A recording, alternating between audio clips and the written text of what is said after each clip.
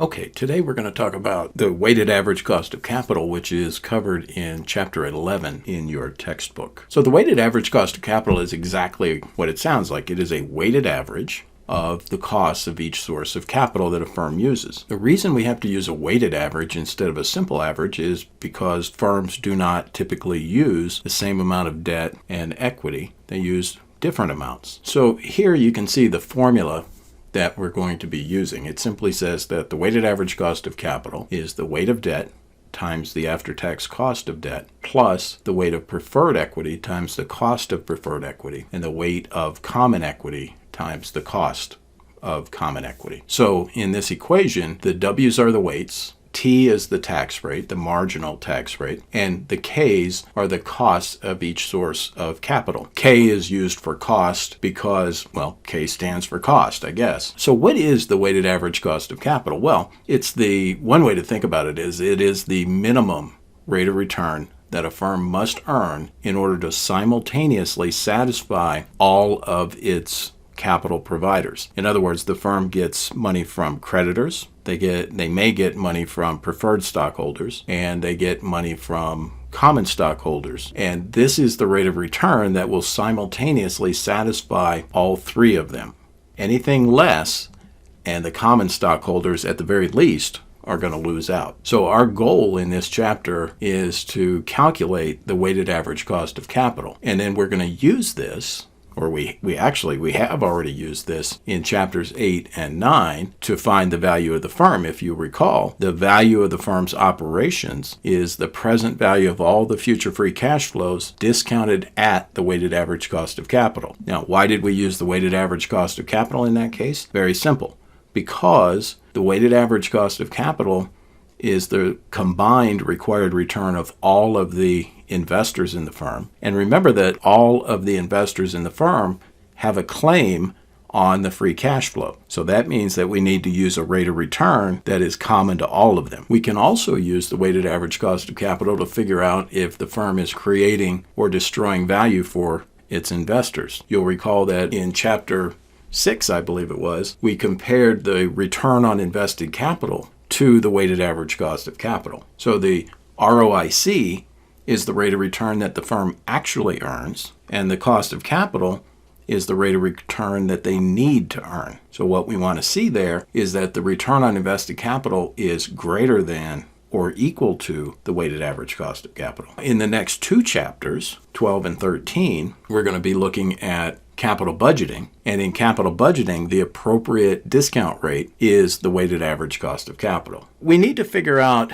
two things. Actually, let's go back to the equation. You notice that we have three W's, the weights, and we also have three different costs. So we need to know where to get the weights from and how to calculate the costs. So the weights are simply the proportion that each source of capital is of total capital. So you see here in these equations, the weight of debt is simply the dollar amount of debt divided by total capital. And total capital is simply the amount of debt plus the amount of preferred equity plus the amount of common equity. The weight of preferred is simply the amount of preferred equity divided by total capital. And the weight of common is simply the amount of common equity divided by total capital. Note that the sum of the three weights has to equal 100%. So where do we get these weights from? Well, let's take these kind of in order of preference, from the least preferable to the most preferable. So the book value weights, you would get those from the balance sheet. This is kind of the logical place. If somebody asks you, how much debt does this company have? The first place you probably would look would be on the balance sheet. That's the book value of debt, or the book value of preferred, or the book value of common. The problem with book value weights is that they are historical weights. So those are the weights that are recorded when those securities were sold originally. Not what they're worth today, but what they were worth originally when they were sold. And so those weights can be very outdated. Much better than book value weights would be market value weights, in which we look at the total market value of debt, preferred, and common, and we divide the amount of each source by that total. The advantage here is that the market value weights are completely up to date. The disadvantage is that security prices change constantly, and so your weights will change constantly. Typically not dramatically from day to day, but at least a little bit from day to day. Now, probably the best choice would be what we call the target capital structure weights. So if management has set a target, for example, maybe they said, we want 20% debt, 10% preferred equity, and 70% common equity, then those are the best weights to use, because you can imagine over time, presumably the company is going to be moving towards those weights. And so in the future, those weights are going to be kind of the average of the weights that exist during that time. So always use target capital structure weights if you have them. If you don't, then use market value weights. And if you're dealing with, let's say, a privately held company, or you can't get market value weights, then use book value weights. The cost of each source of capital is a little bit more complicated. Essentially what it is the required rate of return of the investors in those securities. So we can figure that out by asking the investors what their required rate of return is. In other words, we could survey them. The problem with that is that it's not very practical, and even if you could do it, you're probably going to get some nonsense answers, right? There's always some clown that says, I need to earn 80% per year or something like that. Much better would be to see what investors do rather than what they say. And we can see what they do by looking at the prices, the market prices of these securities. And that's exactly what we're going to do. We're going to take the market price of the securities as a given, and we're going to use that to solve for the implied required rate of return. Now, one important point to always keep in mind here is that interest is tax deductible. And because of that, we have to make an adjustment to the cost of debt to account for that interest deduction. In other words, if a company is paying, let's say, 6% on their debt, but they get a 20% deduction because they're in the 20% marginal tax rate, then their actual cost of debt, after accounting for the tax savings on the interest, would only be 4.8%, not 6%. We do not make an adjustment to the cost of preferred or common equity because dividends are not tax deductible. Dividends come from after-tax dollars. So the market price of the securities reflects the required rates of return. And recall that the price of a security, or the value, I should say, of a security is simply the present value of its expected future cash flows discounted at an appropriate required return. And that's exactly what you see in the equation here. This applies to all different kinds of securities. So what we're going to do is we're going to choose a valuation model, plug in the market price of the security for the value of the security, and also the future cash flows on that security. And then we're going to solve that model for the required return. Now, with debt and preferred stock, there's only one model to even think about. So that's fairly straightforward. With common stock, though, remember, we've already seen several different ways of valuing common stocks, and we can use any of those valuation models. So on this slide, I've given you the equation for the value of a bond. And again, the value of the bond is simply the present value of the cash flows that the bond will pay out over its lifetime. And so in this equation, the first term is the present value of the expected future interest payments. That's an annuity. And then the second term is the present value of the return of the face value of the bond. So the value of the bond is the sum of those two present values. Now, unfortunately, this equation cannot be solved for K sub D. There is no way mathematically that we can rearrange this equation so that K sub D is by itself on the left and every other variable is on the right. So that means that we have to use a trial and error process to find K sub D. In other words, essentially, I'd plug in all of the variables that I know, including the market price of the bond, and then I would pick some discount rate, plug it in, and see if I get the price of the bond. If not, I try a different K sub D, and I keep doing that until it works. That's a tedious process. Fortunately, your calculator or a spreadsheet program can do that calculation for you very quickly and easily. Calculators and spreadsheets do exactly the same process you would do by hand, but they do it much more quickly than you could ever do it by hand. Now, most of you have a TI 83 or 84, so you'll be using the TVM solver to solve for the yield to maturity on the bond. That's K sub D. And then we'll take that and multiply by 1 minus the tax rate to get the after-tax cost of debt. Now, you could also use the IRR function of your calculator to solve for this, and we'll see exactly how you do that. Whatever you do, don't forget that you have to adjust the yield to maturity by multiplying by 1 minus the tax rate to get the after-tax cost of debt. Okay, so let's look at an example. This is from the mini case, and we were told in Part A that the tax rate is 40%, and in Part B we were told that the current price of Jana's 12% coupon semi-annual payment non-callable bonds with 15 years remaining to maturity is $1153.72, and that there would be no flotation costs. We'll talk about flotation costs here in a few minutes. So in this case, you go into your TVM solver, you put in N is 30. Now N is 30 because the bonds pay semi-annually, so there's 15 years to maturity times 2 periods per year gives us 30 periods to maturity. PV will be the price of the bond, but make sure that you make it negative, so negative 1153.72. The payment is the coupon rate times the face value divided by the number of payments per year. So 12% of 1,000 is 120 per year, divided by 2 is 60 per period. So for PMT, put in 60, and then FV, the face value, is 1,000. Now, they don't tell us explicitly that the face value of the bonds is 1,000, so we have to assume that. And it's a good assumption in this case because the price of the bond is near to 1,000. But you do have to watch for that. If they had told us the price of the bonds were 4,800, well, it's more likely then that the face value would be 5,000 instead of 1,000. But that's pretty rare, so normally the face value of the bond will be 1,000. Next, simply scroll back up to I%, solve for that. You should get 5.00003. Now, remember that that is a per period yield. So we need to multiply that by 2 to get the annual yield to maturity on the debt. And then we need to multiply that result, that's going to be a little over 10%, multiply that by 1 minus 0.4, and we end up with something slightly over 6%.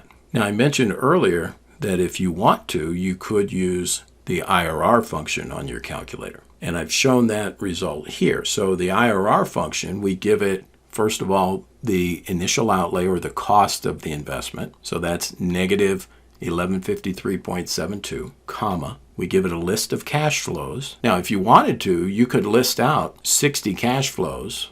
You could list out 30 cash flows, which would be 60 29 times, and then 1,060 once, but that's a lot of typing on a little tiny calculator. So you can also list only your unique cash flows, and that's what I've done here. So in the curly braces, which creates a table essentially in memory, I have 60, 1,060. So we have 29 payments of $60 followed by one payment of 1,000 plus 60. So the next set of curly braces has the number of each cash flow.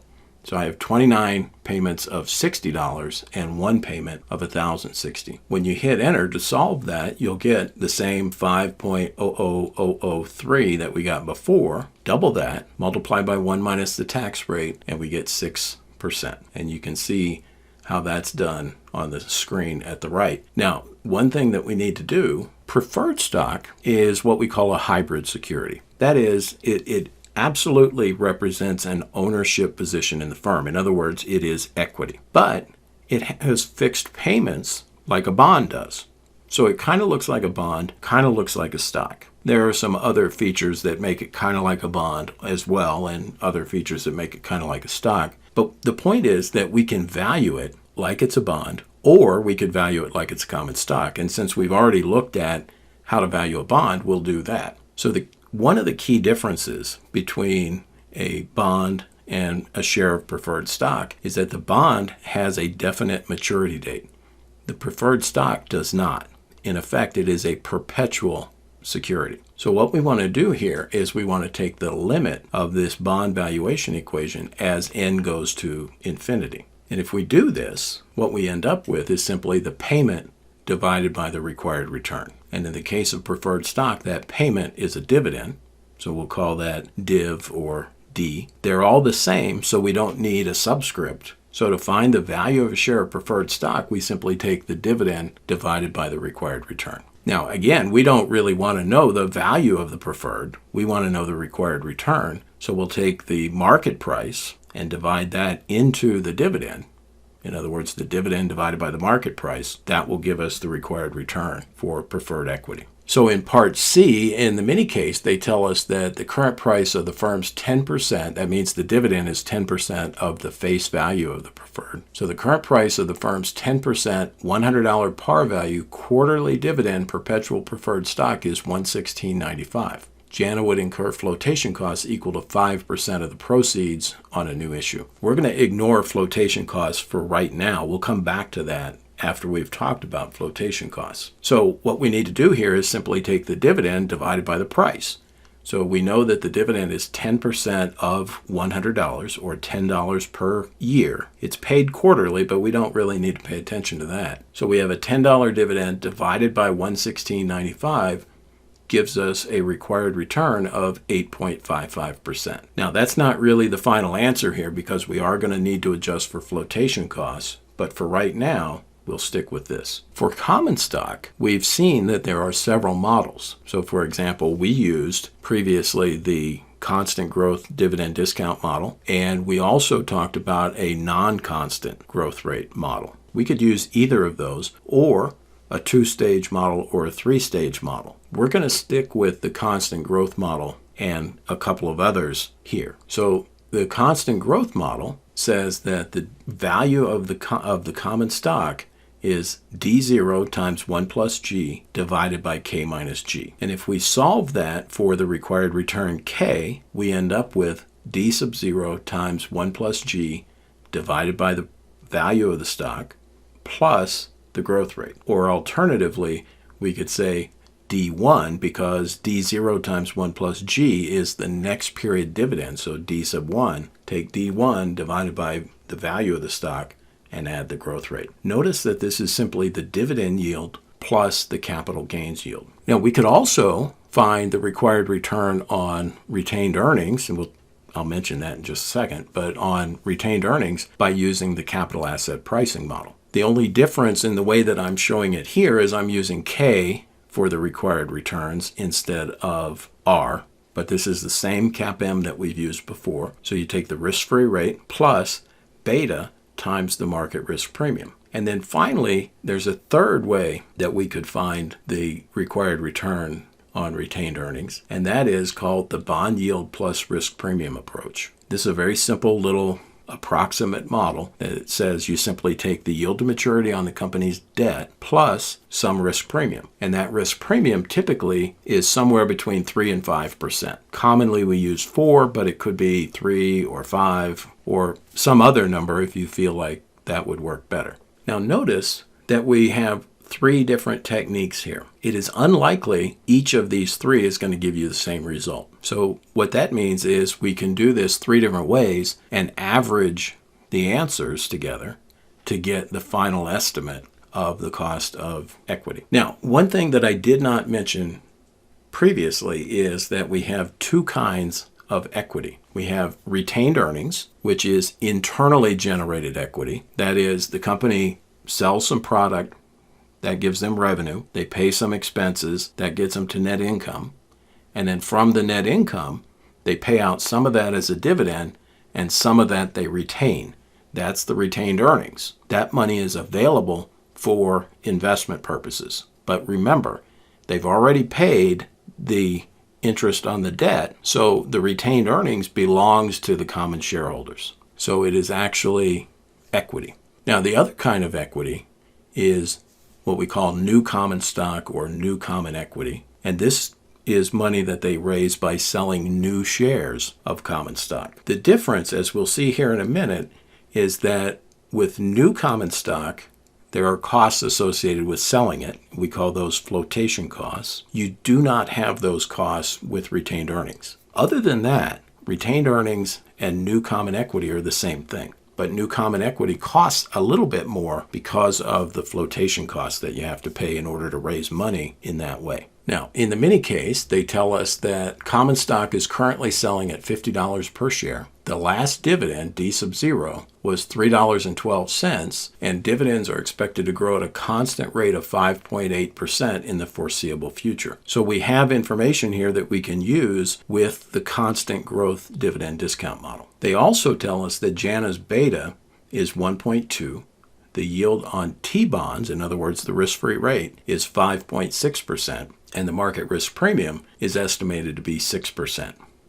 So now we have information that we can use with the CAPM. And then finally, they tell us for the own bond yield plus judgmental risk premium approach, the firm uses a 3.2% risk premium. So now we have information that we can use for the bond yield plus risk premium approach. In other words, we have information that we can use for the constant growth model, the CAPM, and the bond yield plus risk premium approach. So we're going to do this 3 different ways and then average the results. So you can see here from the constant growth model, we take $3.12, which is D sub 0, times 1 plus the growth rate, 0.058, divided by the price of the stock plus the growth rate. That gives us 12.4%. For the CAPM, we take the risk-free rate plus beta times the market risk premium, or in other words, 0.056 plus 1.2 times 6, that gives us 12.8%. Notice that that's different from the 12.4% that we got. As I told you, these 3 methods will generally give us 3 different answers. As long as they're all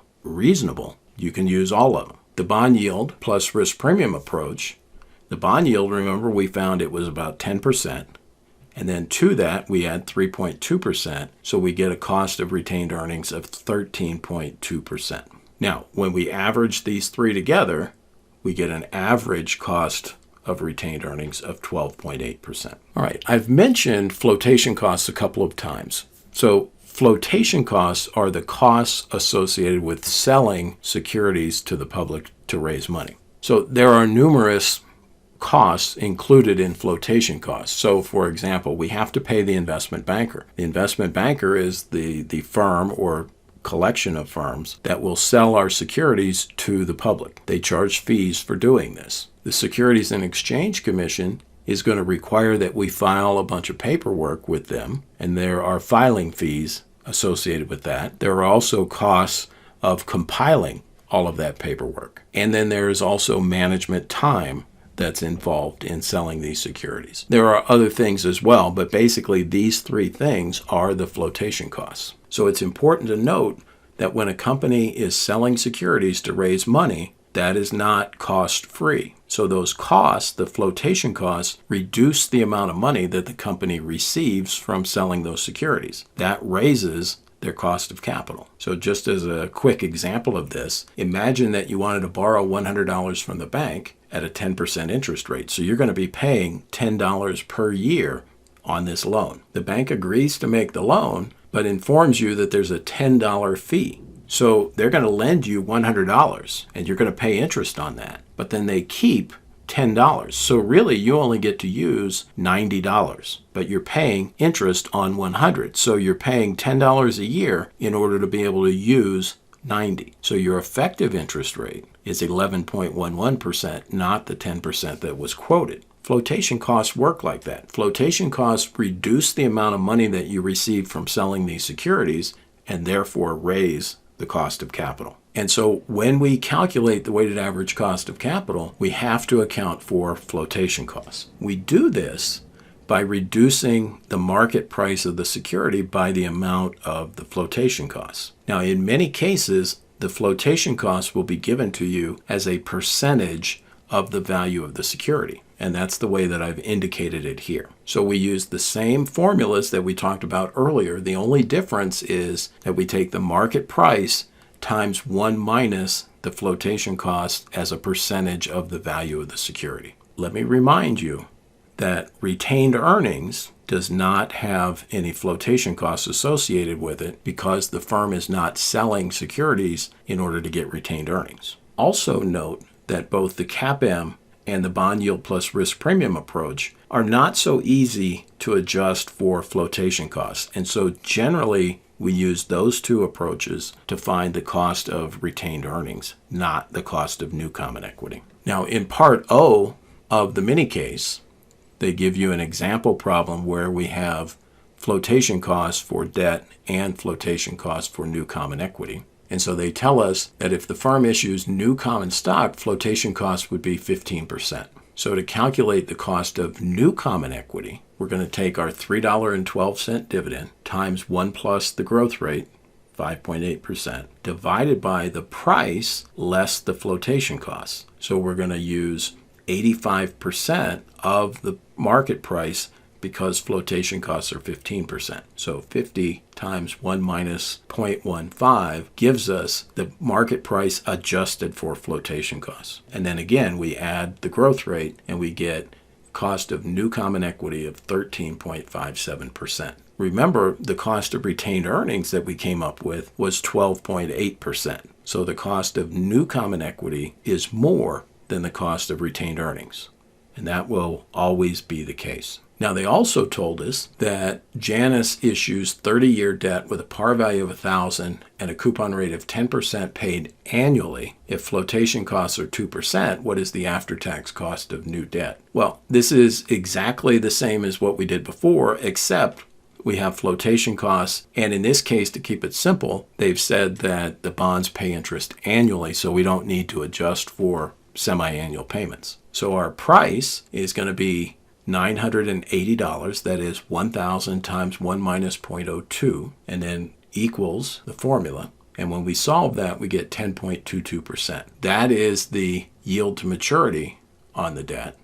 So we would need to multiply that by 1 minus the tax rate to get the after-tax cost of debt. And in this case, that works out to be 6.13% for the after-tax cost of debt.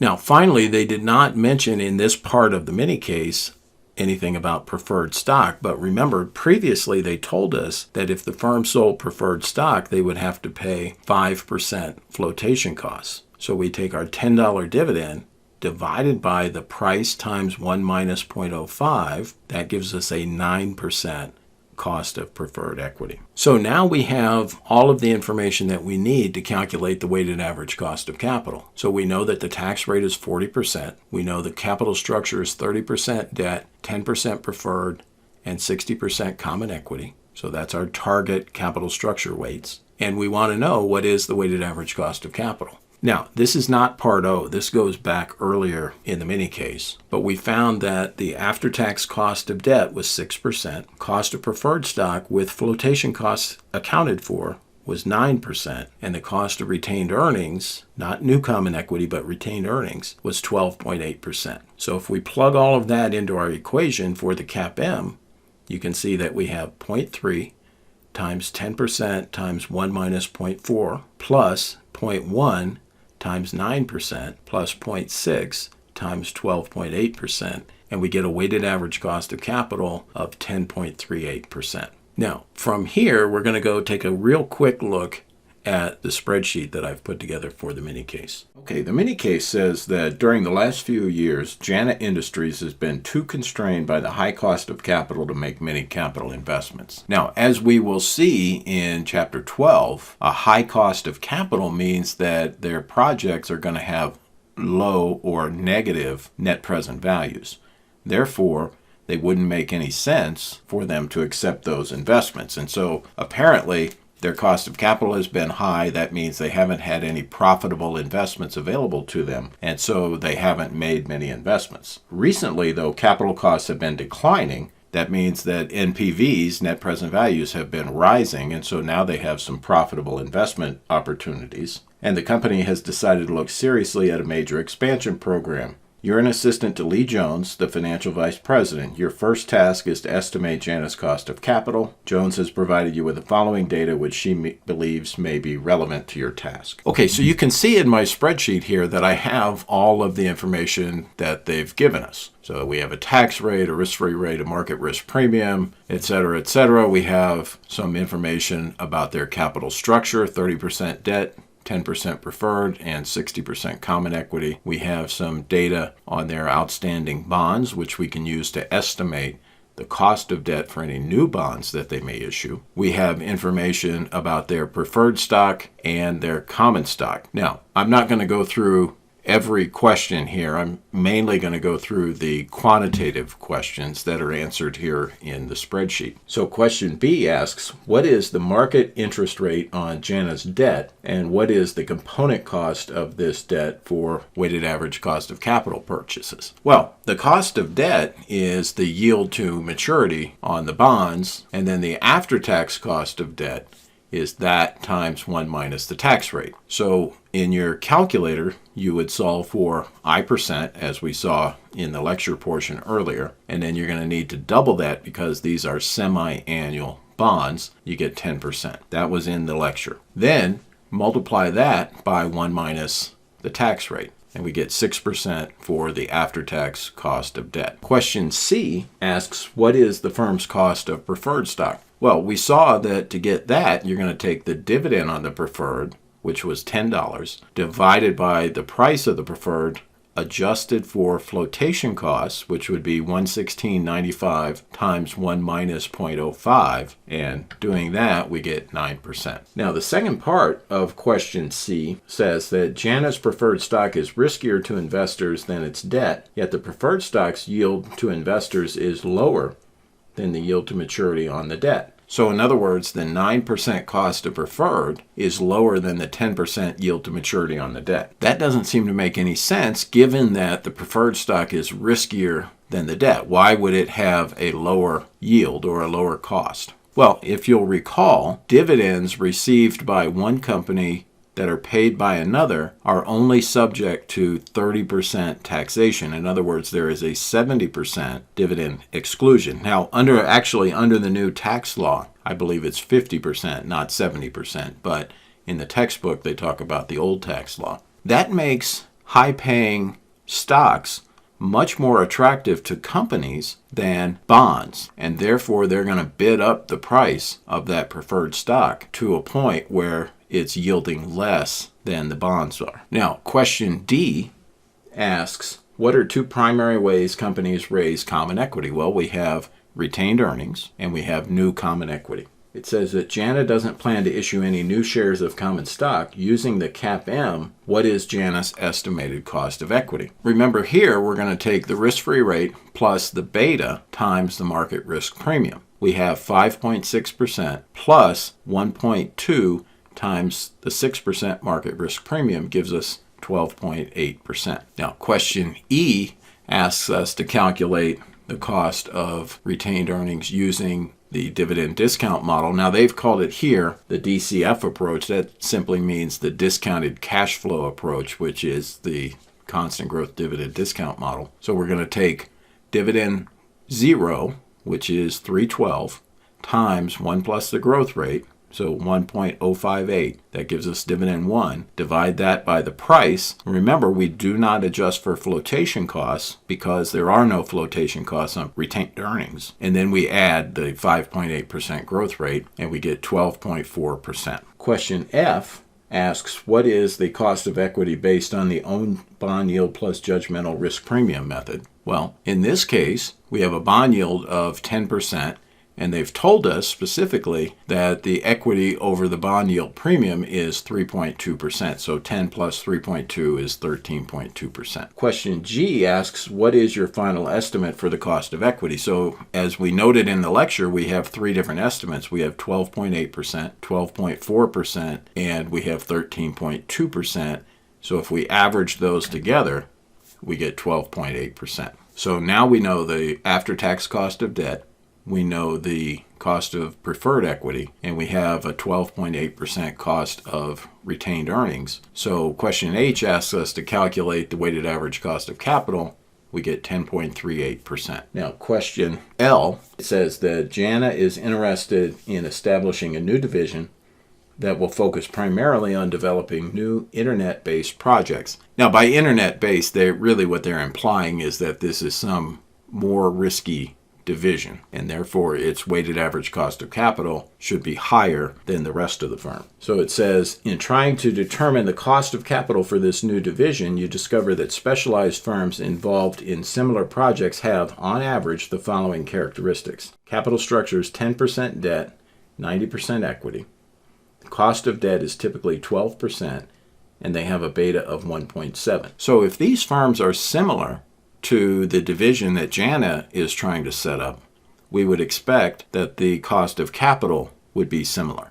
So they should have a similar capital structure and a similar cost of debt and a similar cost of equity. Given this information, what would your estimate be for the new division's cost of capital? Well, you can see here that we have the capital structure, 10% debt, 90% equity. We have a before-tax cost of debt of 12% and a beta for the division of 1.7. So using that, we can calculate that the cost of equity is going to be 5.6% plus 1.7 times 6%. And when we calculate the weighted average, we get 14.94%. And then finally, in question O, and you can see that I have the information for part O down here, we have some bond information, 10% coupon rate, pays annually, 30 years to maturity, face value of $1,000, current price of $1,000, and flotation costs would be 2%. They also say that Jana estimates that if it issues new common stock, flotation costs would be 15%. So the price of the stock presumably is the same as what they gave us earlier. And they ask, what is the cost of newly issued common stock taking into account the flotation costs? Well, again, this is exactly what we did before. So we're going to use the constant growth dividend discount model. And our dividend was $3.12. The price was $50, but remember we have to adjust that for the 15% flotation costs. So we have $3.12 times 1.058 divided by 50 times 1 minus 0.15, and then we add the 5.8% growth rate, and we get 13.57%. They ask us about the after-tax cost of debt. We're going to calculate that the same way as we did originally, except in this case, we have to adjust the price of the bond for the flotation cost. So the price is going to be $980. And when you solve for that using the TVM solver in your calculator, you should find that the cost of debt after tax is 6.13%. Okay, I hope that you found that to be somewhat helpful. Remember, this spreadsheet is available on Blackboard, so you can download that and look at it at your leisure. I'll see you next week with Chapter 12.